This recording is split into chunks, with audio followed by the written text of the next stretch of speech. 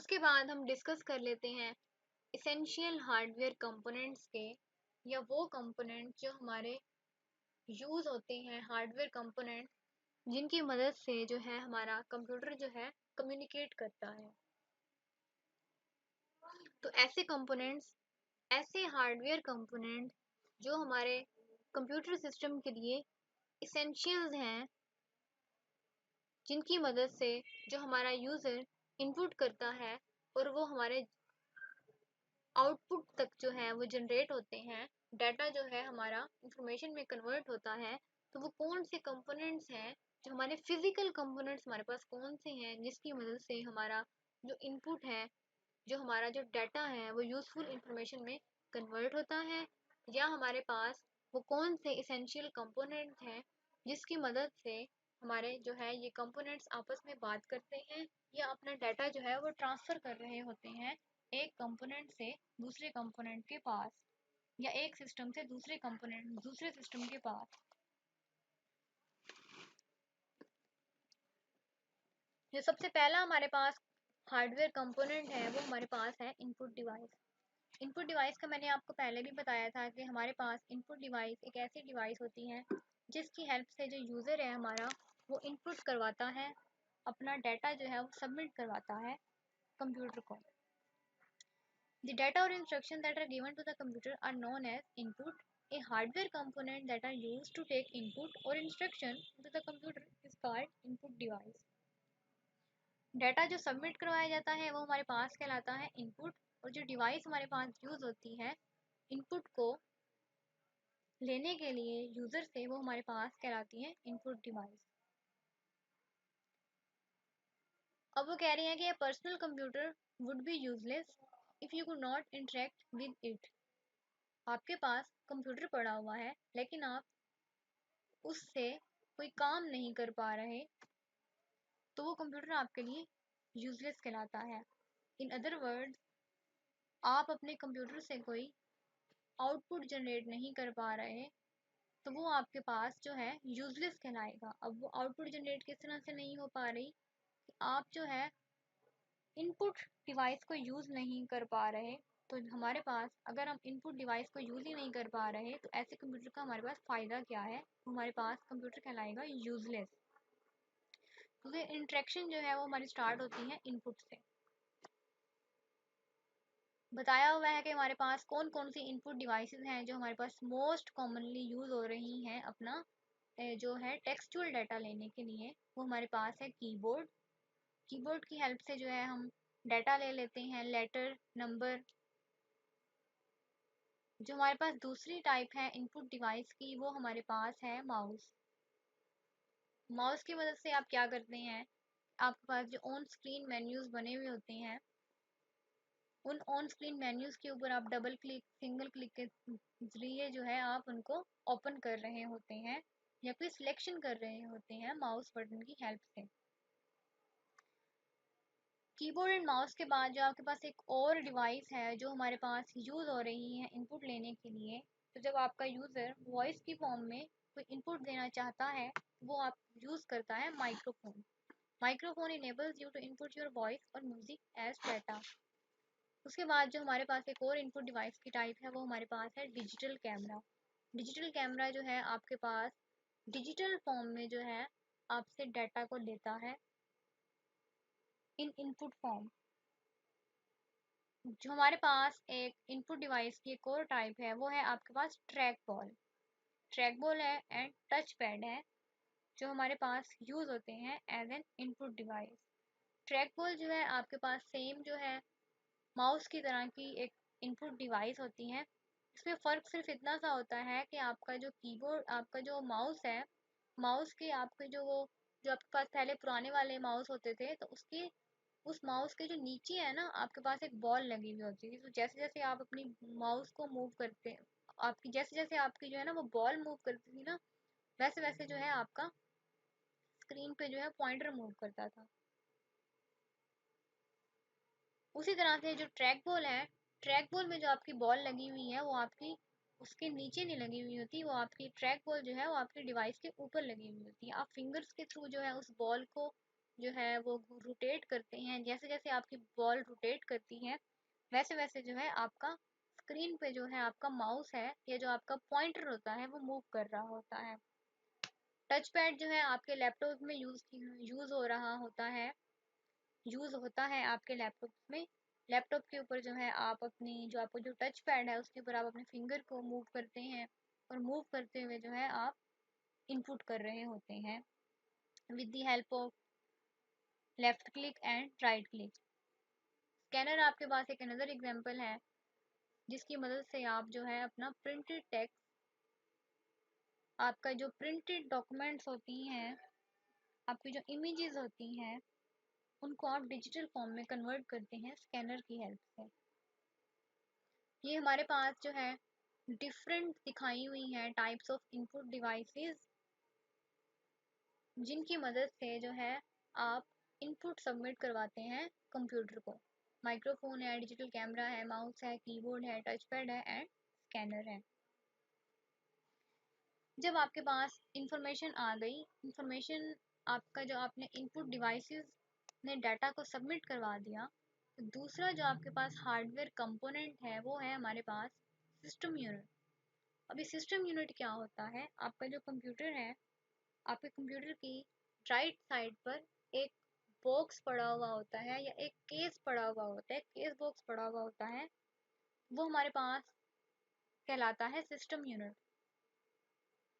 System unit हमारे पास क्या होता है, सिस्टम यूनिट के अंदर हमारे पास जितने भी हमारे इलेक्ट्रॉनिकल कंपोनेंट्स होते हैं जिनकी मदद से हमारा जो डाटा है वो कन्वर्ट हो रहा होता है इंफॉर्मेशन में, वो सारे के सारे कंपोनेंट्स जो हैं वो हमारे इस सिस्टम यूनिट के अंदर जो है मौजूद होते हैं।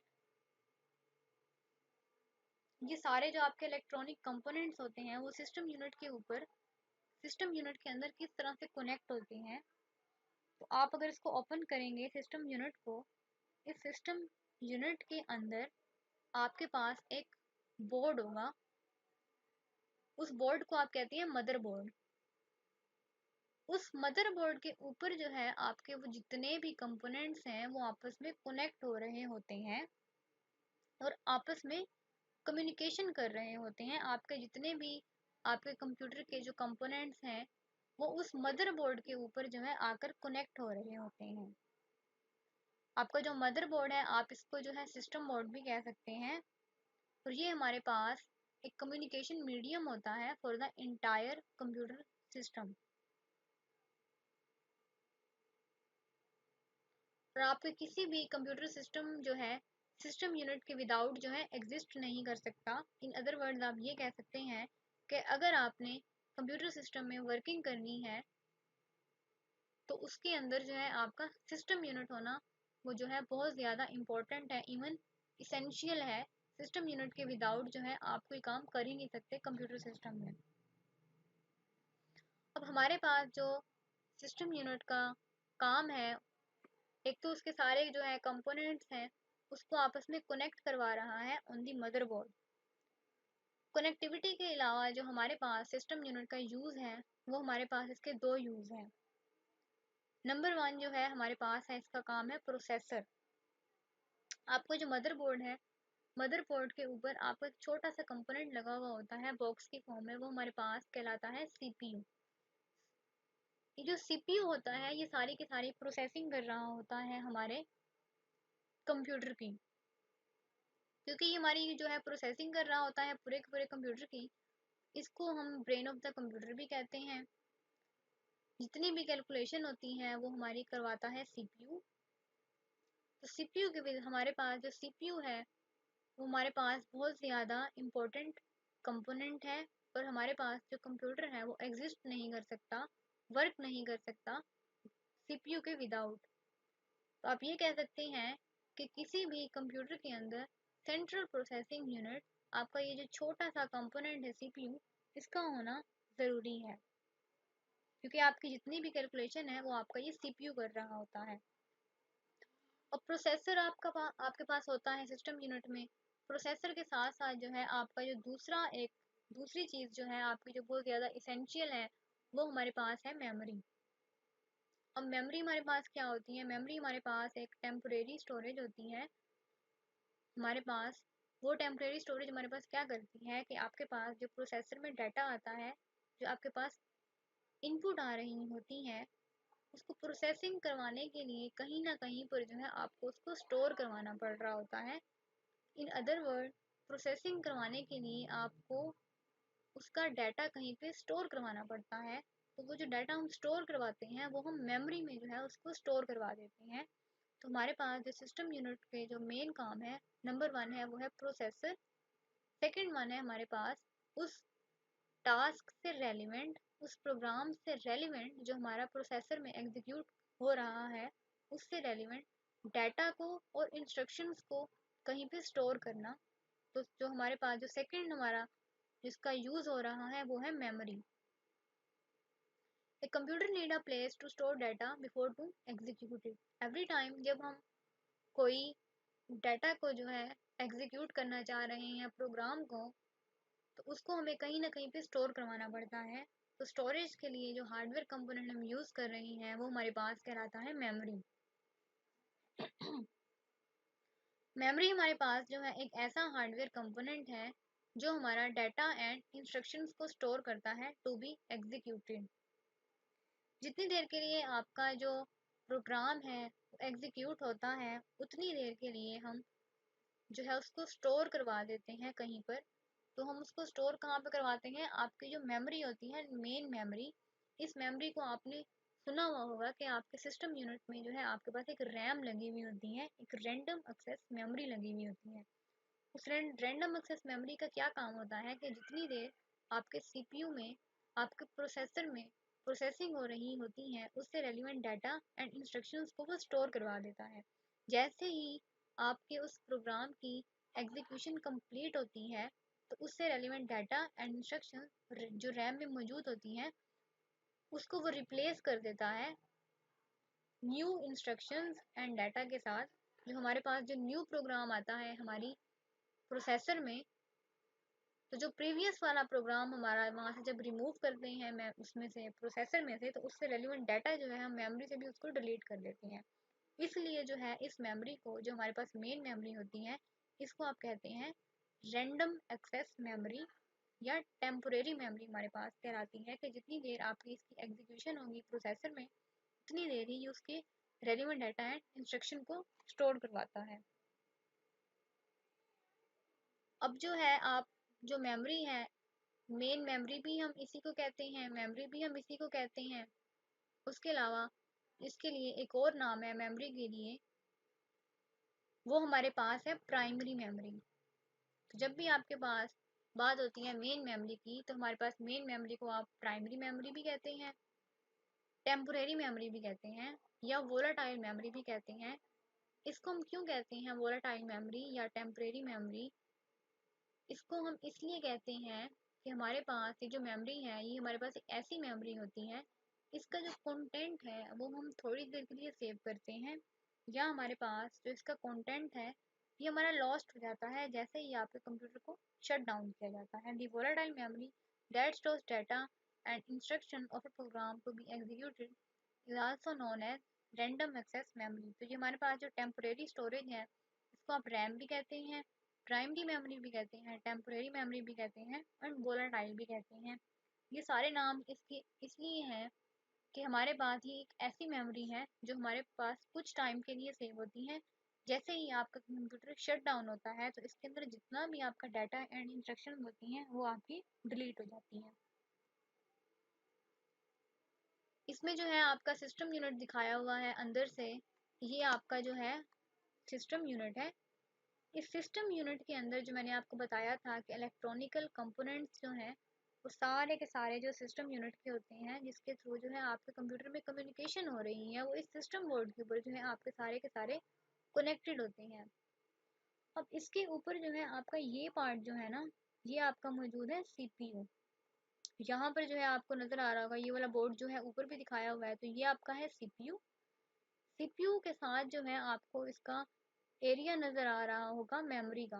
तो ये जो इसके साथ मौजूद है एरिया, यहाँ पर जो है उसका टेम्परेरी डाटा स्टोर हो रहा होता है, और यहाँ पर जो है उसकी हो रही होती है प्रोसेसिंग। सीपीयू है, सीपीयू के बाद जो है आपकी मेमोरी है और ये आपका जो है मदरबोर्ड मौजूद है, जिसके बारे में मैंने आपको बताया था कि हमारे कंप्यूटर की जितनी भी कम्युनिकेशन है वो इस मदरबोर्ड के ऊपर जो है पॉसिबल हो रही होती है, या जितने भी आपके हार्डवेयर कंपोनेंट्स होते हैं वो यहाँ पर जो है ना, देखें यहाँ पर आपका माउस, यूएसबी, आपका मॉनिटर जो है वो यहाँ पर सारी कनेक्टिविटी हो रही होती है। तो कनेक्टिविटी प्लस कम्युनिकेशन आपकी मदरबोर्ड के थ्रू हो रही होती है। अभी तक मैंने आपको बताया कि आपके पास एक रीड ओनली मेमोरी होती है, जो आपकी जो रैम होती है, आपको मैंने बताया था अभी तक रैंडम एक्सेस मेमोरी का बताया था, मैंने आपको टेम्परेरी स्टोरेज के बारे में बताया था कि ऐसी मेमोरी जो आपकी थोड़ी देर के लिए सेव होती है और जैसे ही आपका कंप्यूटर शट डाउन होता है तो उसकी जो स्टोरेज होती है, जो हमने स्टोर किया हुआ होता है, उसका जो डाटा है वो लॉस्ट हो जाता है। उस लॉस्ट के अलावा आपके सिस्टम यूनिट में एक ऐसी स्पेस भी होती है, एक ऐसी मेमोरी भी होती है जो आपके डाटा को स्टोर करती है परमानेंटली। तो जहाँ पर आपका डाटा जो है वंस राइट हो जाता है वो आपके पास कहलाती है read only memory. Unlike RAM, read only memory permanently store it's data even when the computer is shut off.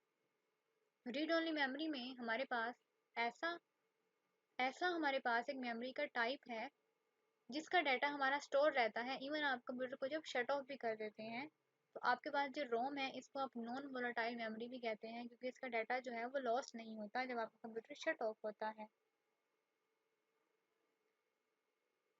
Whenever the computer power is turned on, it checks ROM for direction that help it start up and for information about its hardware devices. अब हमारे पास जो ये read only memory है, इसका हम use किस तरह से कर रहे होते हैं कि आपके पास जो रेलिवेंट डाटा एंड इंस्ट्रक्शन जब आपने स्टोर करवानी होती हैं जो सीपीयू में एग्जीक्यूट हो रही हैं, तो उसके लिए तो आप यूज़ कर लेते हैं रैम। तो हमारे पास एक यूज़ है हमारे पास रीड ओनली मेमोरी का कि जब आपका कंप्यूटर सबसे पहले स्टार्ट होता है, जब स्टार्ट होता है तो रोम के अंदर जो है आपका ऑपरेटिंग सिस्टम इंस्टॉल होता है। ऑपरेटिंग सिस्टम का एक ऐसा पार्ट पड़ा हुआ होता है जो चेक कर रहा होता है कि हमारी जितनी भी डिवाइसेस हैं, जितने भी हमारे सिस्टम यूनिट के ऊपर कंपोनेंट्स हैं, वो प्रॉपरली वर्क कर रहे हैं या नहीं कर रहे हैं। इस तरह का डाटा जो हमने हर टाइम यूज़ करना होता है हम उसको स्टोर करवा देते हैं रीड ओनली मेमोरी में। तो ये हमारे पास फ़र्क है रैम और रोम के दरमियान में। उसके बाद जो है हमारे पास जो थर्ड इसेंशियल हार्डवेयर कंपोनेंट है वो है हमारे पास output devices. The data processed into a useful information is called output, and a hardware component that is used to display the information to the user is called output device. जो data हमारा convert होता है useful information में हमारे पास कहलाता है output, और जो डिवाइस यूज होती है उस आउटपुट को डिस्प्ले करवाने के लिए वो हमारे पास कहलाती है आउटपुट डिवाइस। मोस्ट कॉमन जो है हमने टाइप्स बताई हुई हैं जिनकी मदद से जो है आपका जो आउटपुट है वो डिस्प्ले हो जाता है यूज़र को, तो वो हमारे पास है मॉनिटर है, प्रिंटर है एंड स्पीकर है। अगर आपका यूज़र जो है या आप चाह रहे हैं तो आपको सिर्फ स्क्रीन के ऊपर डिस्प्ले करवा दिया जाए आउटपुट का, तो वो हमारे पास कहलाता है सॉफ्ट कॉपी आउटपुट। लेकिन अगर आप चाह रहे हैं कि आपको एक प्रिंटेड आप चाह रहे हैं कि आपको हार्ड कॉपी में आपको आउटपुट शो करवाया जाए, लाइक ऐसा आउटपुट जिसको आप देख सकें, जिसको आप टच कर सकें, तो वो हमारे पास कहलाता है हार्ड कॉपी आउटपुट। तो अगर आपको हार्ड कॉपी आउटपुट चाहिए है तो वो आप प्रिंटर्स के थ्रू जो है प्रिंट करवा लेते हैं। और अगर आपके यूज़र ने जो है वो इनपुट करवाई हुई है वॉइस की, उसके डिस्प्ले के लिए आपके पास जो है आउटपुट के लिए आपके पास होते हैं स्पीकर्स मौजूद होते हैं जिसकी मदद से आप ऑडियो आउटपुट जो है रिसीव कर सकते हैं।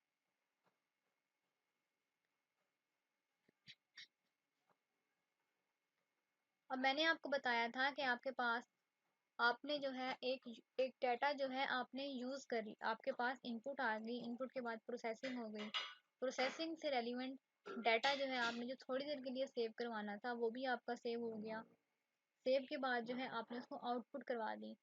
अब अगर आप उस डाटा अब जब आपका कंप्यूटर शट डाउन हो गया तो शट डाउन होने के बाद जो है आपका कंटेंट है उसमें से लॉस्ट हो जाएगा। स्टोरेज डिवाइस को जो है हम इसलिए यूज़ करते हैं, जब आपने कंप्यूटर को शट डाउन कर दिया तो उसके बाद आप दोबारा यूज़ करना चाह रहे हैं उस कंटेंट को, तो हम वो कंटेंट कहाँ से लेंगे? इससे पहले कि हम उसको बार बार प्रोसेसिंग करते रहें, उस टाइम को बचाने के लिए जो है हम स्टोरेज डिवाइसेस को यूज़ करते हैं। तो स्टोरेज डिवाइसेस हमारे पास ऐसी डिवाइसेस होती हैं, या हमारे पास एक ऐसा कंप्यूटिंग हार्डवेयर होता है जो हमारे पास डेटा को स्टोर करता है permanently. It is non volatile memory because the data that we save in these devices remains safe even when the computer is turned off। तो हमारे पास जो एग्जांपल्स हैं परमानेंटली स्टोरेज डिवाइसेस की, वो है हमारे पास USB, flash drive, hard disk and optical disk. अब थोड़ा सा फर्क आ जाता है मेमोरी एंड स्टोरेज डिवाइसेस के दरमियान में, कि मेमोरी एंड स्टोरेज डिवाइसेस जो हैं आपके पास ये तो मतलब ये टू अनदर टाइप्स हैं जो आपस में जो है एक दूसरे से डिफरेंट हैं।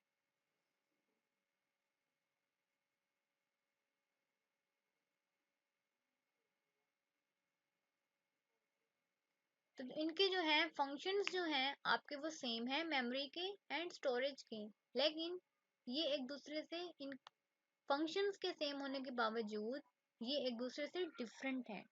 डिफरेंट किस तरह से हैं कि हमारे पास जो हमारे पास मेमोरी होती है वो हमारे पास होती है टेम्पोरेरी स्टोरेज होती है।